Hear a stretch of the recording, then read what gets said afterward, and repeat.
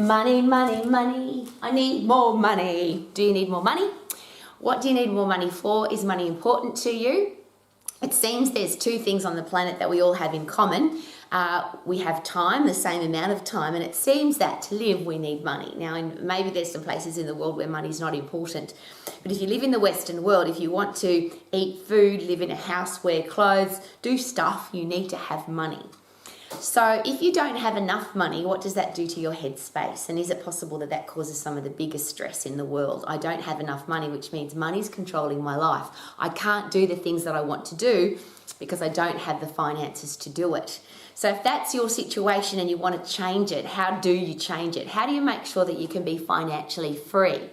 And I love that because a lot of people say to me, the money's not important to me. And I can say that too. I don't care about the money. I really care about what I can do with the money. And is it possible that if you don't have any money, there's very little that you can do, versus if you are financially free and you have unlimited amounts of money, then you can go and do all the things that you want to do, and you can support all the charities and the causes and help all the people that you want to, and or live the life that you want to live because you've got the financial security to do that. So freedom and choice, and that's what I always talk about when it comes to money.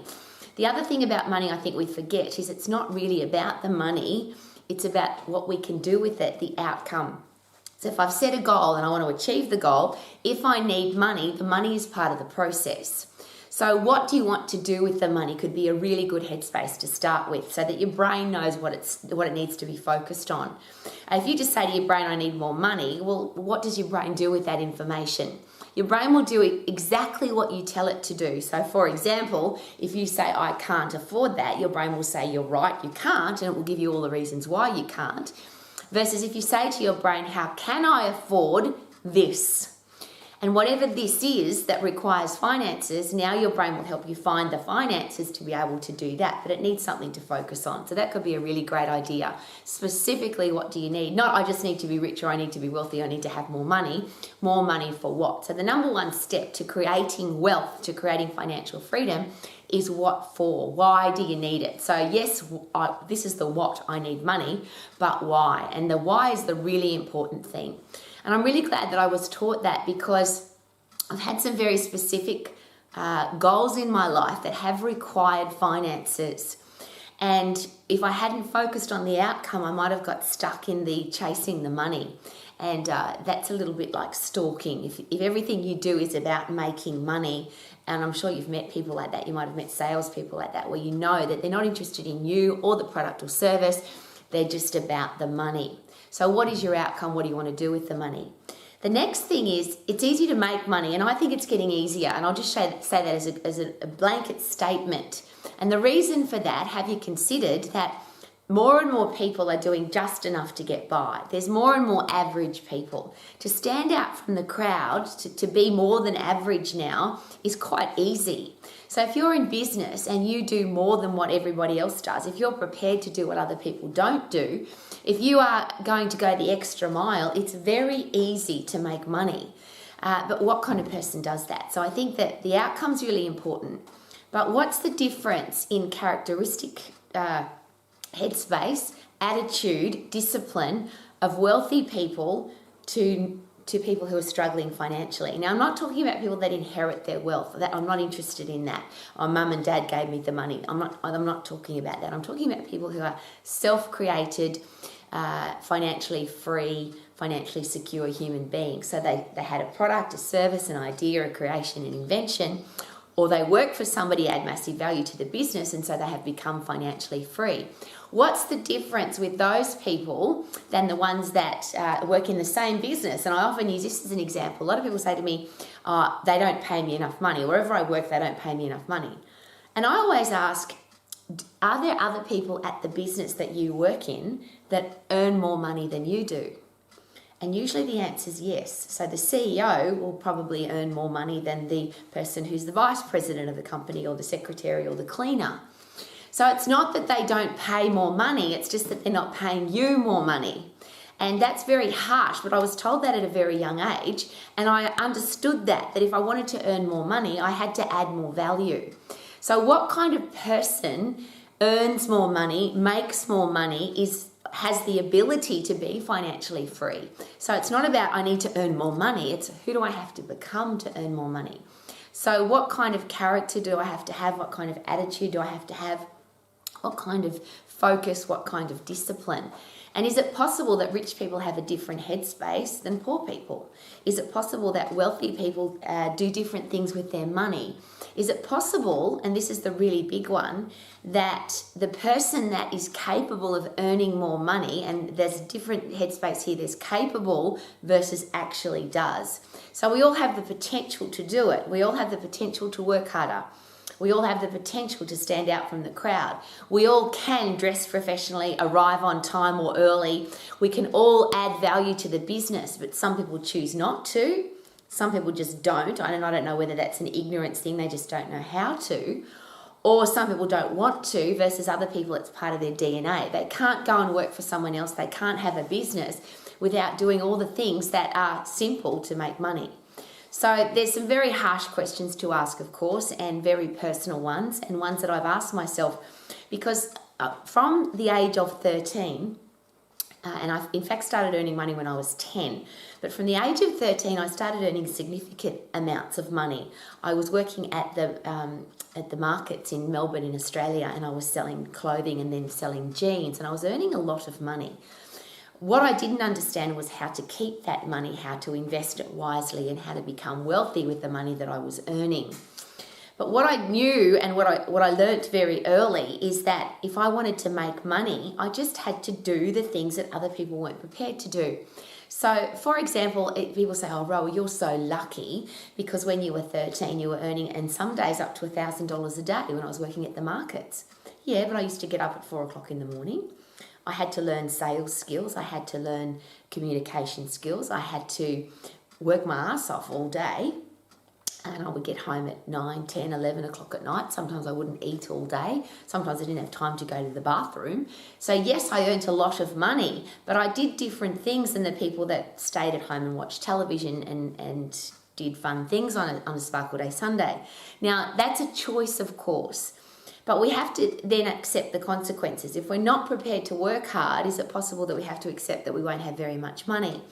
I wanted to be financially free. I set the goal at 13 that I was going to live my life as a financially free woman that didn't have to rely on anybody. I didn't want to ask people for money. If I earned the money and if I had the communication skills to sell a product or service, that was awesome. But I didn't want to be asking for a pay rise. I didn't want to be asking for a salary. I didn't want to be asking my parents for money. And I stopped asking my parents for money when I was 10 years of age. Am I unique and different? I don't know that there's because that could be an excuse, couldn't it? Oh, you've just got to have it in your DNA. How about this? If you've got a goal, and that's my point, I had an outcome. At 13, I decided to be financially free. I didn't want to ask anybody for money. So then I had to work out how to do that, and most importantly, what kind of person I had to be to make sure that I could do that. So my entire life has been about extra mile effort, arrive early, finish late, keep going till the job's done. When I first started my relationship with K-Man, he was already a very hard worker, but even he said to me, Rowie, you do this 7 days. I was running a health club at the time. I was training people. I was teaching classes. Yes, I was making a lot of money, but a lot of people would say, well, I don't want that life, because she was at the gym 7 days a week and she was there at 5 o'clock in the morning and she was there at 11 o'clock at night, and surely she was burnt out and tired. And the answer is hell no, because I loved it. And I think that's the most important thing. When you've got a goal and you've got you've got to be financially free to achieve the goal, surely then you've got to find a way to make money that you're really passionate about. Trying to make money in a lousy, stinking, rotten job, working for a lousy boss that doesn't treat you respectfully, that doesn't pay you. And that was a really interesting thing, because a lot of people say to me, oh, but they don't pay me enough. Well, there's two things there. Become so valuable that they can't help but pay you more, or go and work where you are valuable, or start your own business so that you can decide exactly how much you're going to earn. And I did a sort of a combination of all three of those. I've never started a business. I'm an entrepreneur, so I go into other people's businesses and make them more successful. And that's what Romax is all about every day. I'm here for 4 reasons: how to be healthy, fit and strong, how to have a career or business that you love, how to be financially free, and how to have great relationships. And I think that's living your life to the max, that combination, but they all go together. So if you're not healthy, fit and strong, how can you be passionate and excited about your business, because you don't have the energy to do it? If you are passionate and excited about your business, is it possible that you will then be financially free, because you'll be adding massive value to people's lives? And to do that, you have to have great communication skills.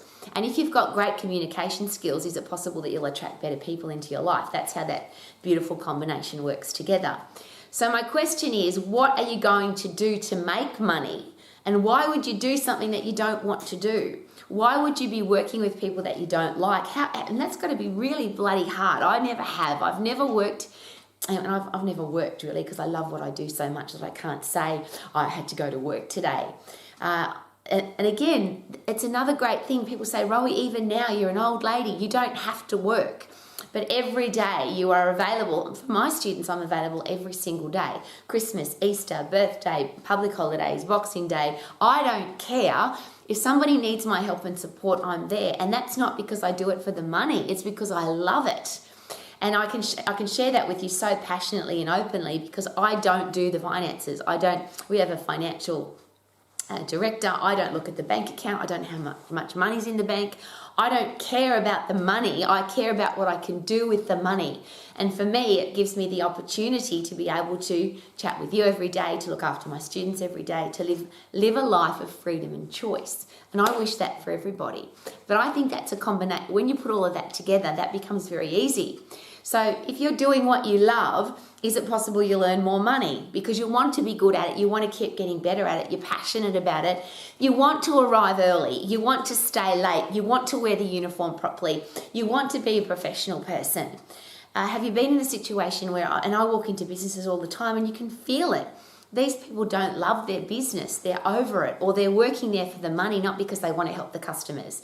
And I get really sad for that, because I believe that every person in the world has a passion, has a genius, has something that they really want to do. So why end up working in a shop with a product or service that you're not proud of? Why would you work for people that you don't like? Why would you do something that you aren't excited about every day? Because is it possible that if you're doing that, then you can't be financially free? Because how the hell do you make a lot of money doing something that you don't like with people that you don't like hanging out with, and with a product or service that you're not proud of? So if I put all of those 3 together, it's a very simple process. If you need more money, what for? Very specifically, do you have very specific goals? And I always ask my students this: how much yes do you need to create a life that you love? But ultimately, what's the ultimate life? Where do you want to live? What kind of car do you want to drive? What kind of holidays do you want to go on? How do you want to live your life? How much money do you want to give to charity? What's your favorite cause that you want to invest money in? I love puppy dogs, and for me, the RSPCA, SPCA, animal rescue and animal shelters is a really important cause for me. I have to be able to give them finance, because I can't go there and look after. I just can't do it. It just breaks my heart. So I rescue puppy dogs and I give them every single cent that I've got spare, because I want to make sure that the money that I'm earning goes to a cause that's really important to me. And that's a beautiful thing about making money. It's not about the money, it's about what you can do with the money. So what do you want specifically? If you need money, then you need a plan to do that. But ultimately, that's really easy.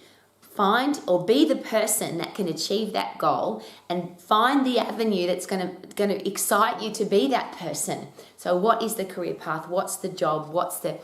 If you're really good at football, go and play football. And if you're not good at football but you still love football, go and manage the team, market the team, sell tickets for the team, be the trainer for the team.